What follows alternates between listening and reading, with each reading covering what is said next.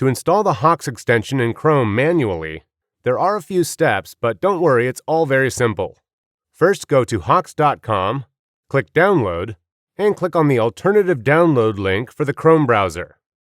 Chrome, and we'll click on the latest version here. If you get this pop-up, go ahead and allow it. And now you can find the package in your default downloads folder on your computer. Add the .zip file extension,